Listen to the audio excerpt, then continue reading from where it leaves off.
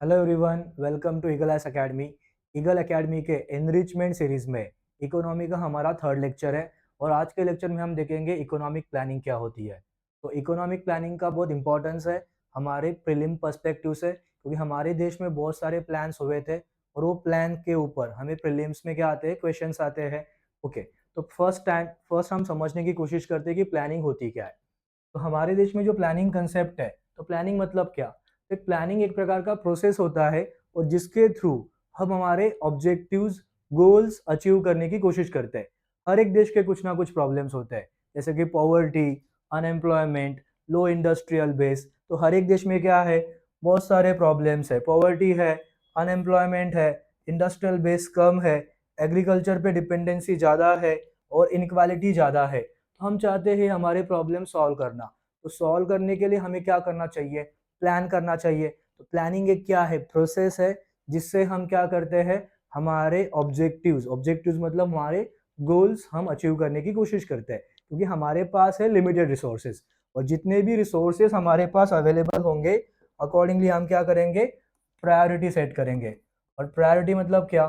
जितने भी हमारे मेन प्रायोरिटी होंगे उसको हम ज़्यादा फोकस करेंगे और बाद के प्रायोरिटीज को बाद में रखा जाएगा।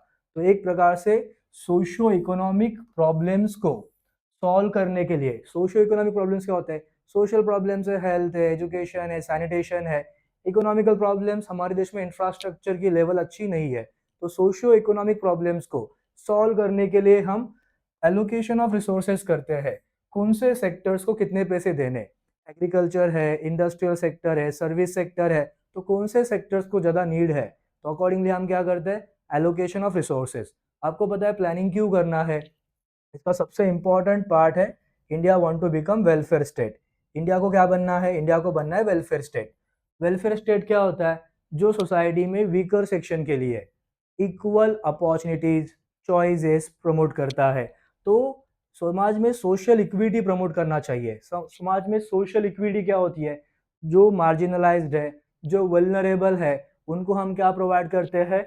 अपॉर्चुनिटीज। उनको इंक्लूसिवनेस मतलब उनको भी हम सब सेक्टर्स में क्या करते हैं, ऐड करते हैं by giving fair distribution of resources. और लास्ट में है सोशल जस्टिस। तो सोशल जस्टिस का मतलब क्या होगा? हम सोसाइटी में inclusiveness, fairness and justice provide करेंगे। इंक्लूसिवनेस मतलब लास्ट माइल कनेक्टिविटी, कौन सा भी पर्सन हो उसके पास डेवलपमेंट जाएगा, तो विकास क्या होगा, सबके पास होगा। तो इंक्लूसिव, फेयरनेस, जस्टिस, ये हमें सोसाइटी में अचीव करना है। तो हम सिंपल भाषा में बोलेंगे, समाज में हमें सोशल इक्विटी चाहिए। और इक्विटी चाहिए तो हमें रिसोर्स जितने भी अवेलेबल है इनका प्रॉपरली क्या करना पड़ेगा, एलोकेशन। तो इसके लिए हम स्पेसिफिक टारगेट सेट करते हैं और हम हमारे जो ऑब्जेक्टिव्स है वो क्या करते हैं, अचीव करते हैं। और हमारे मेन ऑब्जेक्टिव है, इंडिया से पॉवर्टी कम करो, अनएम्प्लॉयमेंट रेट कम करो, इंडस्ट्रियल बेस बढ़ाओ, एग्रीकल्चर पे जो डिपेंडेंसी है उसको कम करके industrial sector, service sector promote करो, और समाज में जो इनइक्वालिटी है उसको क्या करो, रिड्यूस करो। तो हम बोलेंगे हमें कैसे करेंगे, उसके लिए हमारे पास क्या है, जैसे कि हम स्कीम्स निकालेंगे, लोगों को सब्सिडीज देंगे, लोगों को सर्विसेज देंगे। सो बाय गिविंग सर्विसेज, सब्सिडीज, हम क्या करेंगे, लोगों का वेलफेयर करेंगे। और ऐसे ही गवर्नमेंट को बोलते हैं वेलफेयर स्टेट। तो प्लानिंग क्यों होनी चाहिए, इसके लिए मैंने आपको क्या कर दिया, बेसिक कंसेप्ट बताया कि प्लानिंग ये सब चीज के लिए होनी चाहिए to address our socio economic problems. Next है, तो प्लानिंग करेगा कौन? तो प्लानिंग करने के लिए हमारे पास एक कमीशन था, उसका नाम था प्लानिंग कमीशन। तो प्लानिंग कमीशन बेसिकली हमने कब बनाया था? ये 1950 का बॉडी है। तो एक्सपर्ट बॉडी थी, यही हमारे देश के क्या करते थे, रिसोर्सेज को मोबिलाइज करते थे एंड अकॉर्डिंगली रिसोर्सेज को एलोकेट करते थे। तो इसका जो स्टैब्लिशमेंट ईयर था वो 1950 में था। इसका मेन काम क्या था? Allocate resources.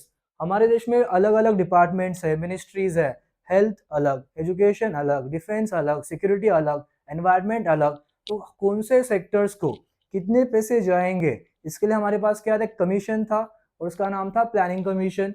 ये नॉर्मली क्या करती थी, 5 ईयर प्लान्स को फॉर्मुलेट करती थी। तो 5 ईयर प्लान्स क्या होता है कि हम हमारे नेक्स्ट 5 ईयर्स में जो भी ऑब्जेक्टिव्स अचीव करने हैं, अकॉर्डिंगली क्या फॉर्मुलेट करते थे, 5 ईयर प्लान्स।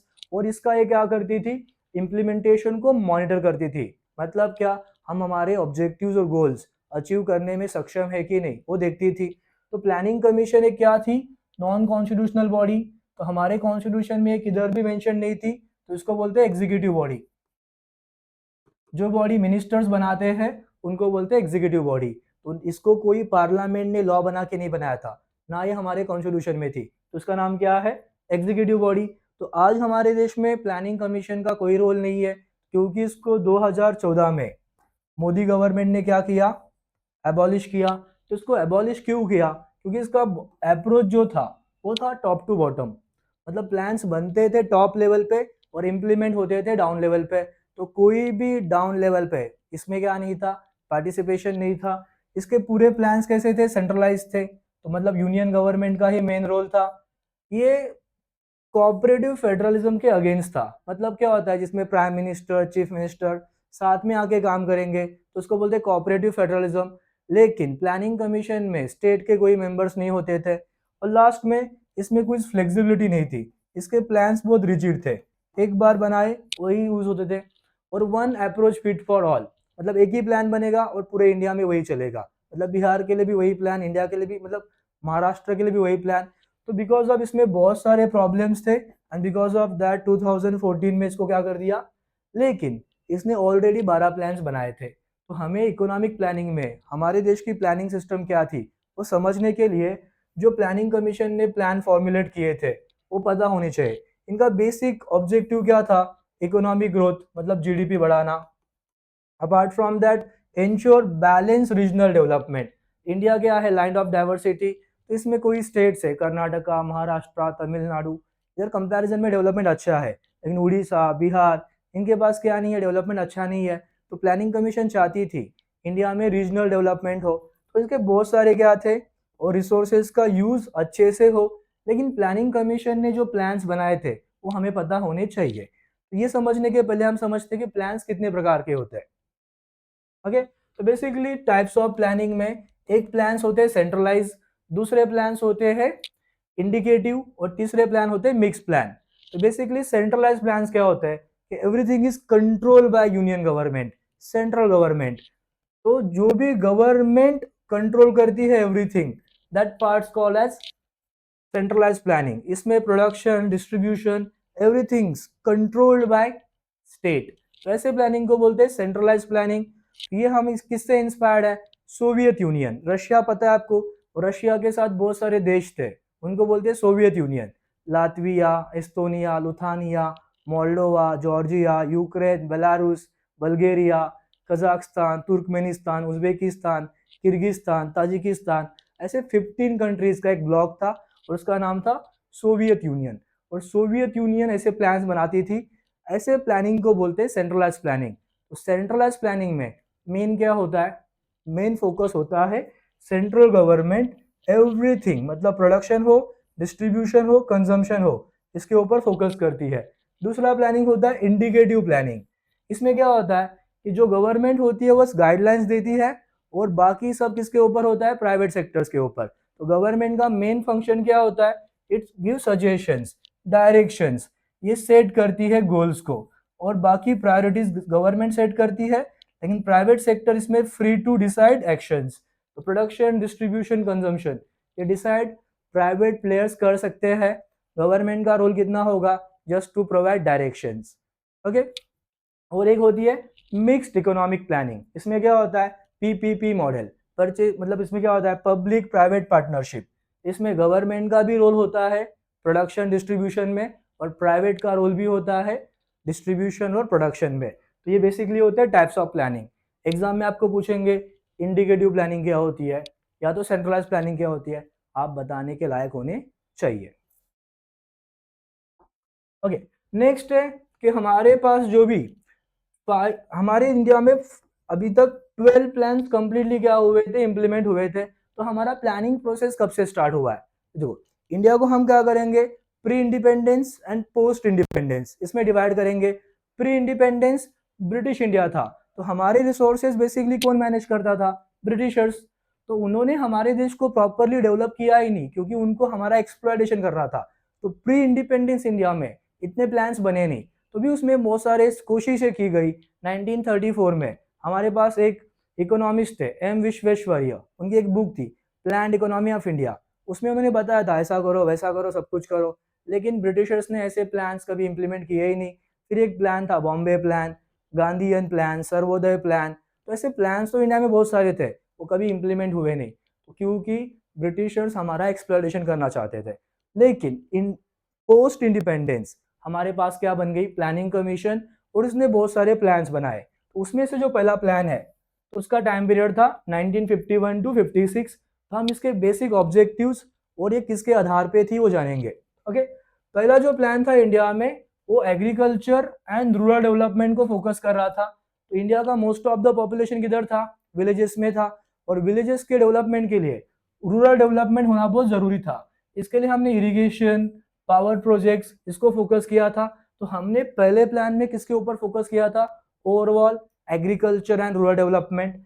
ये जो मॉडल था, यूएस के एक इकोनॉमिस्ट थे, उनका नाम था हैरोल्ड डोमार मॉडल। तो ये क्या बोलते थे कि सोसाइटी में पहले बेस अच्छा बनाओ, बेस अच्छा बनेगा तो इंडस्ट्रियल प्रोसेस डेवलप होंगे।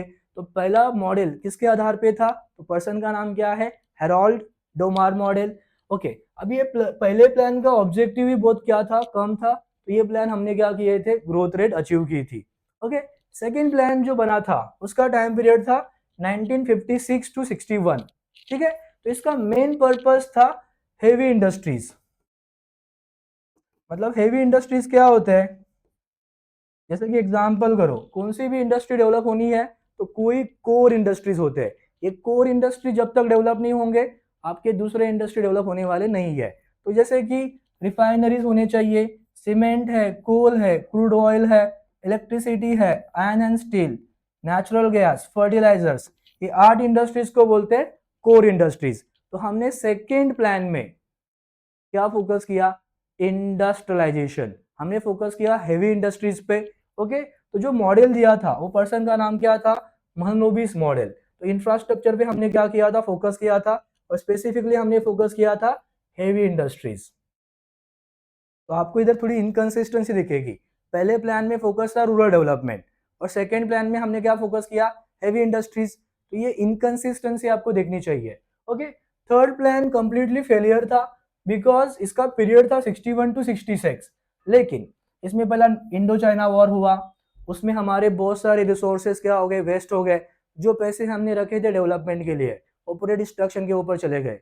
दूसरा इंडो पाक वॉर हुआ, उसमें भी हमारे रिसोर्सेज क्या हो गए, वेस्टेज हो गए।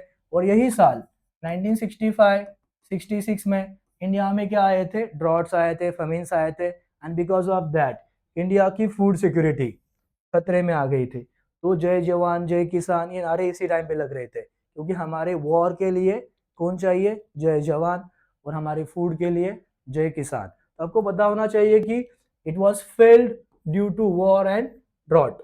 ओके, तो हमने नेक्स्ट प्लान बनाया ही नहीं बिकॉज हमारे पास रिसोर्सेज थे ही नहीं। तो हमने 66 के बाद 67, 68 और 69 एनुअल प्लान्स बनाए थे। तो उनको बोलते प्लान हॉलीडेज। मतलब हमारे पास क्या नहीं था, हमारे पास इनफ रिसोर्सेज नहीं थे नेक्स्ट फोर्थ प्लान बनाने के लिए। तो हमने क्या बनाए, शॉर्ट प्लान बनाए, उनको ये बोलते प्लान हॉलीडेज। और ये पीरियड में हमने फोकस किया ग्रीन रिवॉल्यूशन पे, क्योंकि इंडिया को क्या चाहिए थी सबसे ज्यादा, फूड सिक्योरिटी। इसके लिए हमने क्या किया, high yielding variety of seeds ये फार्मर्स को दिए, इरिगेशन फैसिलिटीज प्रमोट किए और फर्टिलाइजर्स प्रमोट किए। And because of that India में प्रोडक्टिविटी बढ़ गई, and because of that India में ग्रीन रिवॉल्यूशन हुआ। तो आपको पता होना चाहिए ग्रीन रिवॉल्यूशन का जो पीरियड है वो बेसिकली कौन सा आता है, प्लान हॉलीडेज। फिर इंडिया की सिस्टम थोड़ी सी क्या हो गई, कंपैरिजन में अच्छी हो गई। तो इंडिया ने फोर्थ प्लान क्या किया, लॉन्च किया। तो उसका टाइम पीरियड था 69 टू 74। तो इसका ऑब्जेक्टिव था growth with stability, growth with stability and self reliance. लेकिन ये प्लान में भी बहुत सारे क्या हो गए, प्रॉब्लम्स आ गए। तो उसमें से पहला जो है बांग्लादेश लिबरेशन। तो इंडिया ने बांग्लादेश को लिबरेट करने में बहुत क्या किया, बहुत इंपॉर्टेंट रोल प्ले किया। लेकिन करोड़ों रेफ्यूजीज बांग्लादेश से किधर आ गए, इंडिया में। तो इसको बोलते हैं रेफ्यूजी क्राइसिस। इंडिया में ये वॉर में बांग्लादेश को फाइनेंशियल एड भी दिया था। बहुत सारे इंडिया का क्या हुआ था, डेवलपमेंट का पैसा डिस्ट्रक्शन पे चला जाया था। तो ये हुआ था इसमें। Apart from that nuclear test की थी, और बहुत सारे बैंकों का क्या किया था, नेशनलाइजेशन। तो ये बैंक्स में आपको करना था ग्रोथ विद स्टेबिलिटी, लेकिन हम कंप्लीटली कर नहीं पाए। हमारा ऑब्जेक्टिव था 5.7% ग्रोथ रेट, लेकिन हमने अचीव किया था जस्ट 3.3% ग्रोथ रेट। आपको पता होना चाहिए कि फोर्थ प्लान, उसका टारगेट था सेल्फ रिलायंस, आत्मनिर्भर भारत। हम चाहते थे कि हर एक चीजें इंडिया खुद से प्रोड्यूस करे, किसी और देश के ऊपर डिपेंडेंट ना हो, लेकिन ऑब्जेक्टिव था 5.7% ग्रोथ, अचीव था 3.3%। ओके, नेक्स्ट प्लान है फिफ्थ प्लान। तो उसका मेन था पॉवर्टी रिमूवल, मतलब गरीबी हटाओ के नारे लग रहे थे। ये टाइम में क्या था कि ये टाइम में इंडिया में इन्फ्लेशन बहुत हाई था, तो इन्फ्लेशन को रोकने के लिए गवर्नमेंट ने पीडीएस सिस्टम स्टार्ट की थी, पब्लिक डिस्ट्रीब्यूशन सिस्टम, जो आज भी इंडिया में है। आपको सब्सिडाइज रेट पे क्या मिलता है, राशन मिलता है। ओके, और एक मेजर प्रोग्राम स्टार्ट किया था, उसका नाम था 20 पॉइंट प्रोग्राम्स। 20 पॉइंट प्रोग्राम्स क्या होते हैं, इसमें आपको बेसिक फैसिलिटीज जैसे न्यूट्रिशन है, हेल्थ है, एजुकेशन है, हर एक चीज मिली जाएगी। तो सबसे मेजर प्रोग्राम कौन सा था, 20 पॉइंट प्रोग्राम। और कब स्टार्ट किया था, फिफ्थ प्लान में। इसका टारगेट था 4.4% और इंडिया ने अचीव किया था 4.8%। ओके, नेक्स्ट प्लान है आपका सिक्स्थ प्लान, 1980 टू 85। इसका मेन पर्पस था टेक्नोलॉजिकल सेल्फ रिलायंस। ओके, तो इकोनॉमिक लिबरलाइजेशन इधर से स्टार्ट हुआ था। इंडिया चाहता था technologically, communication wise India world में क्या बने, एक लीडर बने। ओके, ये टाइम पीरियड में क्या हुआ था, सिख राइट्स हुए थे, इंदिरा गांधी का असासिनेशन हुआ था। तो इंडिया में इकोनॉमिकल इंस्टेबिलिटी भी थी और साथ में क्या हो गई, political instability. And because of that India में बहुत प्रॉब्लम्स फेस हो रहे थे, और इंडिया ने इंटीग्रेटेड रूरल डेवलपमेंट प्रोग्राम ये प्लान में स्टार्ट किए थे। इंटीग्रेटेड रूरल डेवलपमेंट प्रोग्राम, तो एम्प्लॉयमेंट जनरेशन करना, इंफ्रास्ट्रक्चर डेवलपमेंट करना और इनइक्वालिटी को रिड्यूस करना, इसके क्या थे, मेन उद्देश्य थे। ओके, तो सिक्स प्लान आपको पता होना चाहिए, टेक्नोलॉजिकल सेल्फ रिलायंस। ओके, और इंडिया में जो एलपीजी हुआ था, लिबरलाइजेशन, प्राइवेटाइजेशन, ग्लोबलाइजेशन, इसकी शुरुआत सिक्स प्लान से ही हुई थी। अचीव था 5.2% करना, अचीव किया था 5.7%। तो कंपैरिजन में ये प्लान क्या था, सक्सेसफुल था। ओके, नेक्स्ट प्लान है सेवेंथ प्लान। इसका फोकस था प्रोडक्टिविटी को इंप्रूव करना। ओके, राजीव गांधी का ये मास्टर प्लान था, rise of technology and communication. तो इंडिया में टेक्नोलॉजी और कम्युनिकेशन को इंप्रूव करने के लिए सेवेंथ प्लान पे फोकस किया था। लेकिन इंडिया इस समय में बैलेंस ऑफ पेमेंट क्राइसिस आ रही। बैलेंस ऑफ पेमेंट क्राइसिस, इसका मतलब होता है कि इंडिया का एक्सपोर्ट बहुत कम था और इंडिया की इंपोर्ट पे डिपेंडेंसी क्या थी, ज़्यादा थी। तो हमारे पास फॉरेन रिजर्व बहुत कम होते जा रहा था। तो इंडिया बहुत सारे प्रॉब्लम फेस कर रही थी ये टाइम पे। Okay, food, work and productivity इसके मेन ऑब्जेक्टिव थे, और फोकस था ह्यूमन रिसोर्स डेवलपमेंट, मतलब ह्यूमंस को स्किल्ड करो, एजुकेशन दो और इनको क्या करो, ह्यूमन रिसोर्स बनाओ। इसका टारगेट था 5%, हमने अचीव किया था 6%, but at the cost of what, क्योंकि हमने बहुत सारे बोरोविंग्स किए थे, बहुत सारे लोन लिए थे। तो ये टाइम पीरियड में इंडिया का फिस्कल डेफिसिट बहुत हाई हुआ था। क्या होता है fiscal deficit, when expenditure is more than income, जब खर्चे ज्यादा होते इनकम से, तो इंडिया का फिस्कल डेफिसिट ये प्लान में क्या हो गया था, बहुत बढ़ गया था। ओके, तो हमने टारगेट तो अचीव किया था, लेकिन at the cost of borrowings and loans. Okay, इसके बाद क्या हो गया, इंडिया में क्राइसिस आ जाती है, उसका नाम है BOP crisis, balance of payment crisis. तो हमारे पास फॉरेन रिजर्व ना के बराबर बचा था, हार्डली हम 2 वीक का ही गुजारा कर सकते थे। तो इंडिया ने क्या किए, रिफॉर्म्स किए, उसका नाम है LPG reforms, liberalisation, privatisation, globalisation. तो बेसिकली क्या था, एट प्लान शुरू होने के पहले इंडिया में प्राइम मिनिस्टर थे पीवी नरसिम्हा राव और फाइनेंस मिनिस्टर थे डॉक्टर मनमोहन सिंह। तो इन्होंने मिलकर क्या किया था, इंडिया में रिफॉर्म्स लाए थे। रिफॉर्म्स बेसिकली क्या थे, रेस्ट्रिक्शंस हटाए गए, बैरियर्स कम किए, इसको बोलते हैं लिबरलाइजेशन। और पब्लिक सेक्टर्स को कम करके प्राइवेट प्लेयर्स को क्या कर दिया था, बढ़ाया था, तो उसको बोलते हैं प्राइवेटाइजेशन। और ease of movement, ease of movement क्या होता है, पीपल, मनी और एक्सचेंज सब क्या किया था, अलाउड किया था। तो इंडिया में क्या हुआ था, LPG, liberalisation, privatisation, globalisation reforms किए थे। इसी पॉलिसी का नाम है न्यू इकोनॉमिक पॉलिसी। क्या नाम है इसका, न्यू इकोनॉमिक पॉलिसी। इसके बाद जो प्लान आए थे वो थे एट 9th 10th 11th, तो ये मेन प्लान थे। ओके, तो 8th प्लान 9th प्लान, इनका मेन पर्पस क्या था? Growth and sustainable development. तो इंडिया ने ग्रोथ और सस्टेनेबल डेवलपमेंट कब से अचीव की? After LPG, liberalisation, privatisation and globalisation. तो बाद में 8वां, 8, 9, 10th 11, 12th इतने प्लान्स बने थे। 8, 9, 10, 11 ये प्लान इंप्लीमेंट हुए, लेकिन 12th प्लान इंप्लीमेंट हुआ ही नहीं। उसका रीजन था 2014 में प्लानिंग कमीशन को हटाया जाता है और नई इंस्टीट्यूशन बनाते हैं, उसका नाम है नीति आयोग। तो प्लानिंग कमीशन खत्म हो गई और नई इंस्टीट्यूशन आ गई, उसका नाम क्या था? नीति आयोग। तो आपको नीति आयोग के बारे में नेक्स्ट लेक्चर में बताएंगे। तो आपको फोकस करना है कि इंडिया में प्लानिंग प्रोसेस 1950 से हो रहा है। तो इंडिया का जो डेवलपमेंट हुआ है थ्रू आउट हिस्ट्री, ये हुआ है थ्रू प्लानिंग। तो अभी तक टोटल कितने प्लान बने हैं? 12 प्लान। उसमें से इम्प्लीमेंट कितने हुए हैं? 11। और आज इंडिया में प्लानिंग कमीशन है क्या? तो आंसर इज नो। आज क्या है हमारे पास? नीति आयोग। तो इंडिया का जो प्लानिंग प्रोसेस है वो कौन देखता है? नीति आयोग। तो आपको समझना है कि हम इंडिया का जो इवोल्यूशन है इकोनॉमिक प्लानिंग में, जो 1950 से हुआ है over the period of time. तो आज के लेक्चर्स में हमने क्या देखा? इकोनॉमिक प्लानिंग और बहुत सारे प्लान को क्या किया? क्विक रिवीजन समझा। तो आपको क्या समझना है? ऐसे ही हमारी एक सीरीज चलते जाएगी, इंपॉर्टेंट टॉपिक्स हम क्या करेंगे आपके लिए लेके आएंगे। आप हमारे चैनल पे नए हो तो चैनल को सब्सक्राइब करो, तो ये ऐसे क्वालिटी वीडियोस आपको बार बार मिलेंगे।